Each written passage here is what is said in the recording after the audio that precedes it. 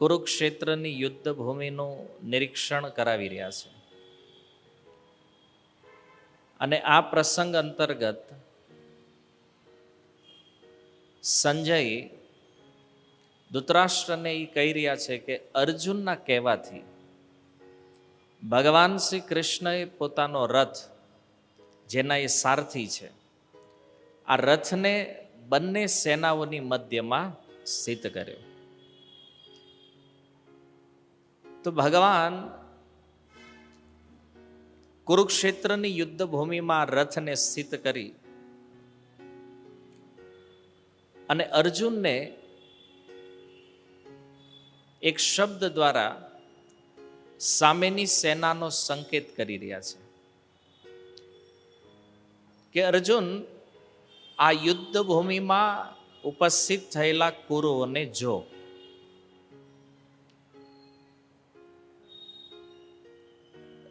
તો ભગવાનના કહેવાથી અર્જુન પોતાના જે સ્નેહીઓ છે એને જોયો.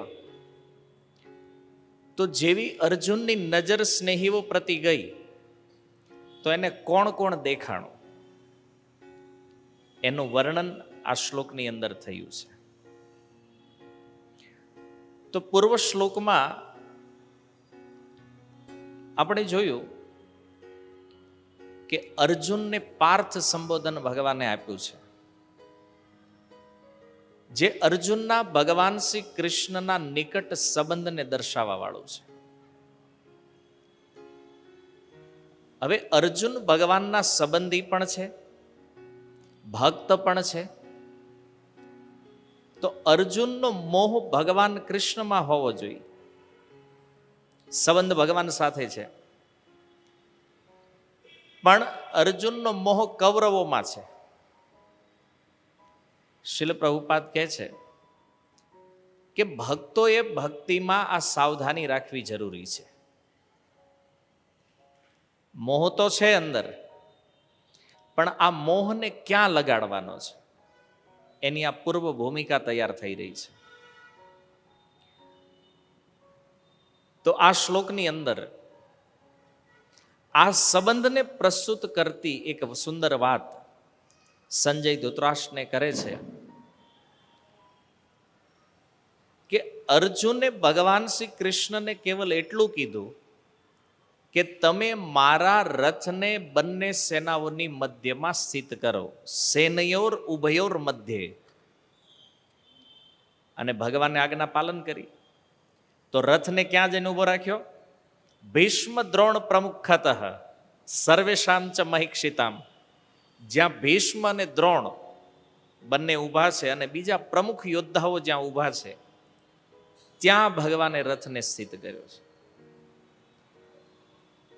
હવે આમાં એક વાત તો આપણે વિચારી શકીએ કે અર્જુને ભગવાનને નહોતું કીધું કે મારા રથને ભીષ્મની સામે લઈ જાઓ, તમે દ્રોણની સામે લઈ જાઓ.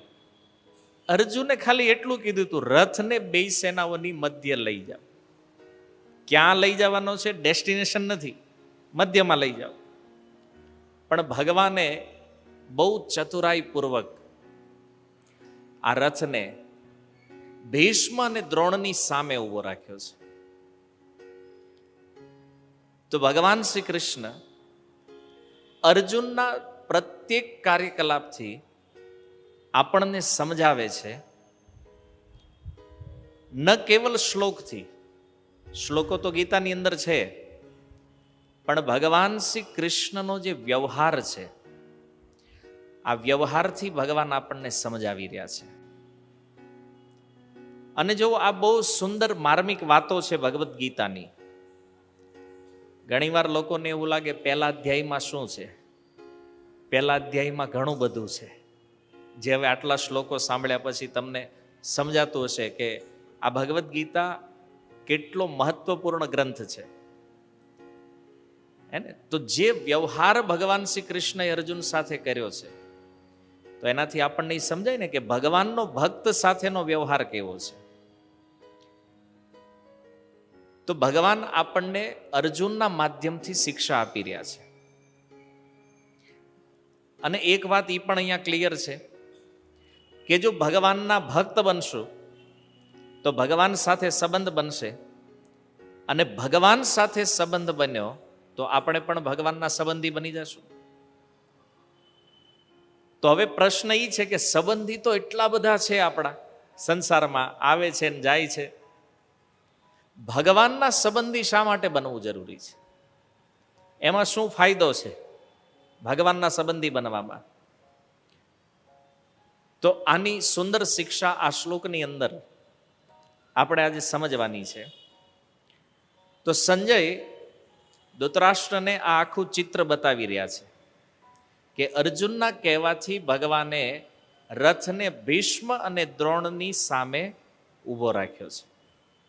અને ઊભો રાખ્યો તો શું થયું કે અર્જુને પોતાના જે સ્નેહીજનો છે એને જોયા.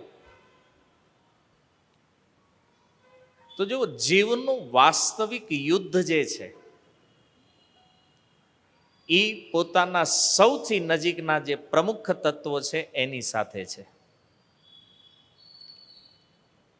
તો જીવાત્માની સૌથી નજીક કોણ છે? આપણે બધા આત્મા છીએ ને, તો સૌથી નિકટ કોણ છે? પરમાત્મા. ના, તો એની હારે બાંધવાનું નથી.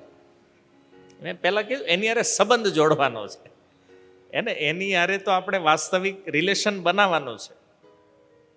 અહીંયા મેં શબ્દ પ્રયોગ કર્યો છે તત્વ. સૌથી નિકટતમ તત્વ આપણા જે છે એની સાથે જ આપણું યુદ્ધ છે. અને બાહ્ય દ્રષ્ટિએ, શરીરની દ્રષ્ટિએ જોવો તો એ જ સત્ય છે કે લડાઈ નજીકના હોય ને એની હારે જ હોય. જેને આપણે ઓળખતા નથી ત્યાં કાંઈ વાંધો નથી. આ માથાકૂટ જે બધાની કોની હારે છે? નિકટતમ લોકો જેની હારે. બાકી બીજા હારે હોય પણ એ ક્યારેક હોય, બહુ વર્ષોમાં એકાદ વાર હોય, અથવા ન પણ થાય. કદાચ તમે પાકિસ્તાન વાળાને શત્રુ માનતા માનતા આખી જિંદગી કાઢી નાખો, પણ બને એવું તમને પાકિસ્તાનના દર્શન ન થાય. બરાબર છે? તો વાંધો ઈ બહુ નથી. બહુ વાંધો તો આપણી નજીક જે લોકો છે ન્યા છે, ડખો ન્યા છે રોજ. થાય છે ને? તો આ શરીરના સ્તર ઉપર છે. એમ આત્માના સ્તર ઉપર સૌથી નિકટ છે અનર્થ. 6 પ્રકારના અનર્થ શાસ્ત્ર કહે છે: કામ, ક્રોધ, લોભ, મોહ, મદ અને માત્સર્ય. આને ષડરીપુ પણ કહે છે સંસ્કૃતમાં. જીવાત્માઓના સૌથી નિકટતમ શત્રુ આ 6 છે. અને આની સાથેનું આપણું યુદ્ધ હંમેશા થયા કરે છે. આપણા નિકટતમ તત્વો છે. પણ હવે અર્જુનને એક વાત સમજાણી છે. જ્યારે એણે પોતાના આ સ્નેહીઓને સામે જોયા તો અર્જુનને એ સમજાણું કે જેટલું હું આસાન સમજું છું એટલું આ યુદ્ધ સરળ છે નહીં. કારણ અર્જુન યુદ્ધ માટે ખૂબ ઉત્સાહી હતા. અને ભીમ, યુધિષ્ઠિર મહારાજ કહેતા એ સમાધાન કરી નાખવી કે ખોટું બાંધવું નથી. તો ભગવાન કૃષ્ણ સંધિદૂત બનીને ગયા તો યુધિષ્ઠિર મહારાજનો ફોર્સ એ જ હતો કે ભાઈ સમાધાન થઈ જાય એ સારું છે, ખોટું લડવું નથી. પણ ભીમ અને અર્જુન ભગવાન શ્રી કૃષ્ણને કહે છે નહીં, યુદ્ધ તો કરવાનું થાય છે, અમે રેડી છીએ લડવા માટે, અને તમે પાકું કરીને જ આવજો. બહુ ઉત્સાહી હતા યુદ્ધ માટે ભીમ અને અર્જુન. તો અહીંયા આપણે એ સમજવાનું છે કે આપણી સ્થિતિ અર્જુનની સમાન જ છે. આપણે વચ્ચે છીએ. કોની? પોતાના અને પારકા બેયની વચમાં આપણે સ્થિત છીએ. જેમ અર્જુન અત્યારે પોતાના માને જે પોતાની બાજુ સેના ઊભી છે અને સામેવાળા જે પારકા છે, તો એ બેયની વચ્ચે છે અર્જુન. એમ આપણે પણ વચ્ચે હોઈએ છીએ અને એટલા માટે હંમેશા હેરાન થતા હોઈએ છીએ. વચમાં છીએ ને, આ મારા છે, આ મારા નથી. આને કહે છે દ્વંદ્વ. અને આ દ્વંદ્વ જે છે ને એ વ્યક્તિને દુખી કર્યા કરે, દુઃખ આપ્યા કરે. તો અહીંયા વિચારવાની વાત એ છે કે આપણે સાધક છીએ, સાધન ભક્તિ કરવાનો પ્રયાસ કરી રહ્યા છીએ. તો આપણી લડાઈ જે છે એ અનર્થો સાથે છે, પણ સૌથી વધારે મુશ્કેલ છે આ અનર્થો સાથે લડવું. તમે ઘણીવાર વિચાર કરો છો મારે ક્રોધ કરવો જ નથી, તો આપણે ન કરતા હોય, પણ જ્યારે આવી જાય ક્રોધમાં ત્યારે સામેવાળાના ભૂકા કાઢી નાખીએ. એમ જ્યારે આપણે વિચાર કરતા હોય કે ભાઈ હવે લોભથી આપણે બચી જવું છે, પણ ક્યારેક ક્યારેક એવા લોભમાં ફસાઈ જાય કે નીકળવાનો રસ્તો જ દેખાતો નથી, લોભ પકડી લે છે. તો એવી રીતે આજે આપણા અનર્થો છે, આપણને એવું લાગે છે કે આ લડાઈ બહુ આસાન છે. નવા નવા ભક્ત બન્યા હોય ત્યારે લાગે નહીં ક્રોધ હવે તો ગયો, ક્યારેય આવશે જ નહીં આપણને. હે ને, પ્રારંભિક સ્થિતિમાં જ્યારે ભક્તિના શ્રવણ કીર્તન આમ એટલું બધું ઉત્સાહથી ચાલતું હોય તો એવું લાગે કે હવે તો હું અનર્થોથી મુક્ત થઈ ગયો છું.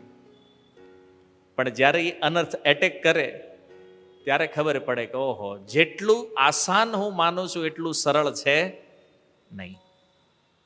એમ અર્જુન પણ ઉત્સાહી હતા કે નહીં નહીં, આ કૌરવો શું ચીજ છે, લડી લેવું એની સામે.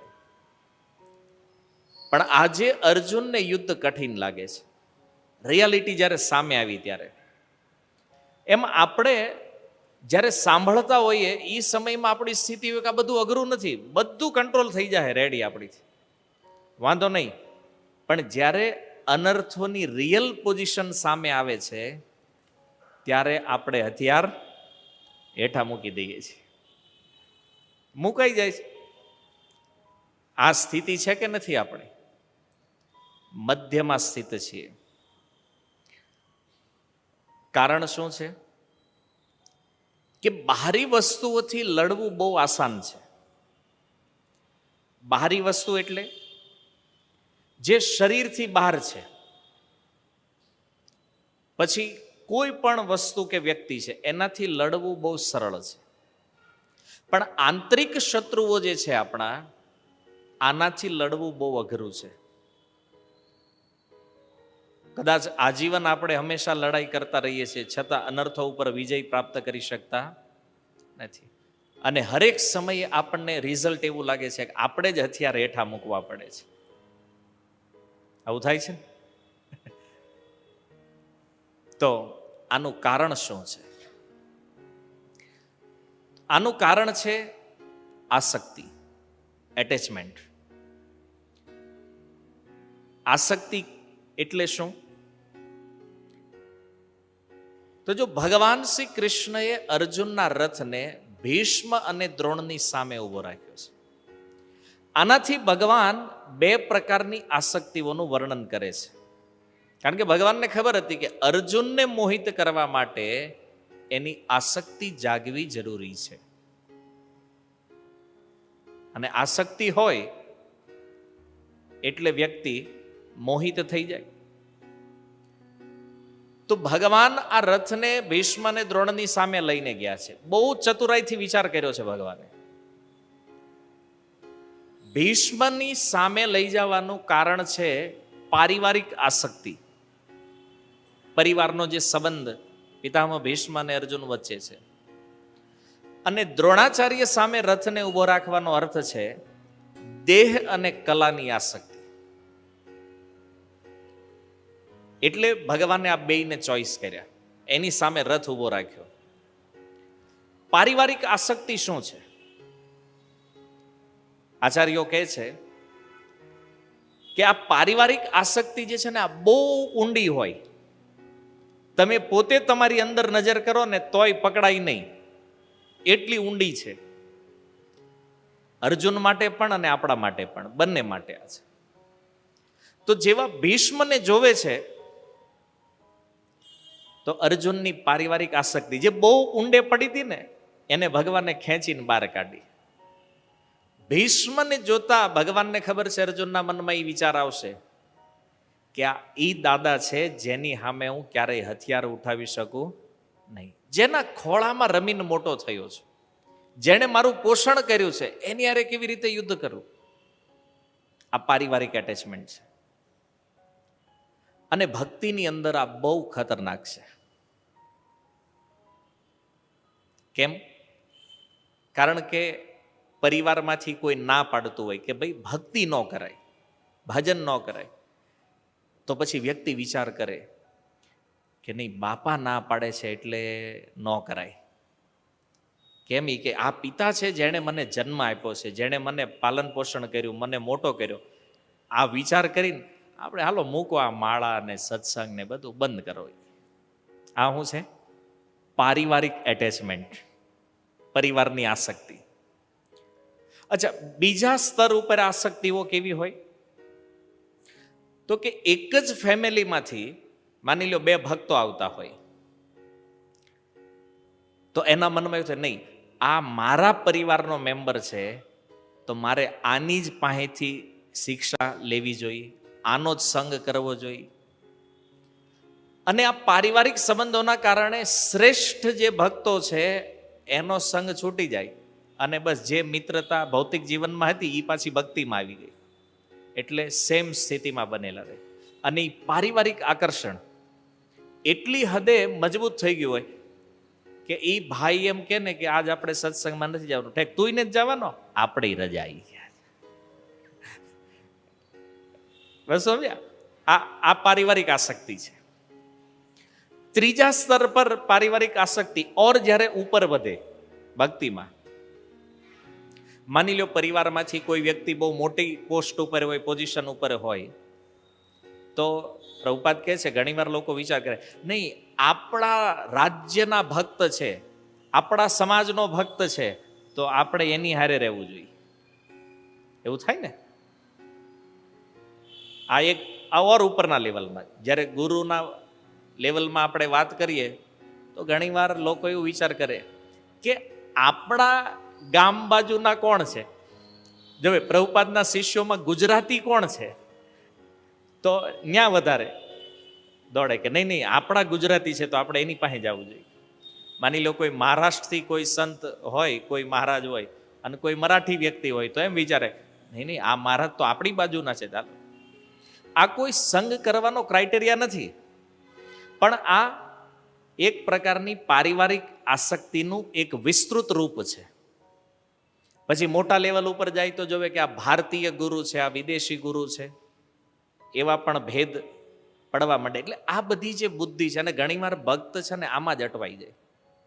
આ મારો છે, આ ઓલાનો છે, અને આ વસ્તુમાં વાસ્તવિક ભક્તિનું જે લેવલ છે ને આ ચૂકી જાય. આ છે પારિવારિક એટેચમેન્ટ. એ આમ અત્યારે દેખાય ને, આમ તો એવું લાગે કે બધા ભક્તો એક હરખા છે, બધા સમાન છે, પણ આચાર્યોએ કીધું ને એ બહુ ઊંડે પડેલું છે. જ્યારે એનો વિષય સામે પ્રસ્તુત થાય ને ત્યારે આસક્તિ નીકળે એમાંથી.